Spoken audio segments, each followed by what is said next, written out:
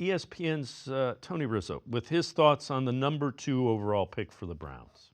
This line about they like Shedeur, but they don't like him enough to take him at 2. Well, I'm here to tell you, folks, the only people keeping score are the people doing mock drafts. As a Browns fan, I need a quarterback. I can't go anywhere until I get the quarterback. Value and who's worth this and who's worth. Can you win with that guy?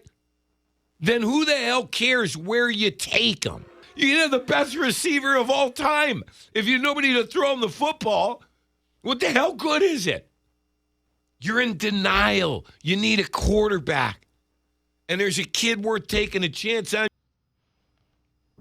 The question is the kid worth taking a chance on? And so, Jeff, Johnny Manziel, Brandon Weeden, Brady Quinn, Colt McCoy, DeShone Kizer, those are all guys you kind of talked yourself into and drafted them earlier than you should have.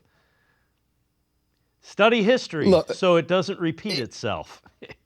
Yeah, and look, anybody will tell you, and what is the biggest line that goes along with the draft is you do not draft because of need, especially when you are this high in the draft. When you are looking at the potential, of taking a player at number 2 overall, you're basically saying to yourself, okay, well, here's the list of guys. We've done all our work. We've watched all the film. Here are the athletic abilities. Here are the reports. We talked to his 7th grade algebra teacher, da-da-da-da-da-da. You are looking for a guy when you're drafting number 2 overall that you're saying, okay, well, now I want you to cut this list down and X out everybody on that list that you think that doesn't have the potential to possibly make the Hall of Fame. That is literally what you're looking for when you were drafting number 2. Who is going to be this foundational piece? And I think, again, Shedeur Sanders, I think it's one of those things where everybody says, really good quarterback. Certainly love the influence. Obviously, not just his father, but the staff is built, of course, of a lot of former successful pro football players. And they still couldn't find enough to justify saying good, very good, great. And that's just kind of what it is. I think they feel that they can get better bang for their buck as far as playmaking ability.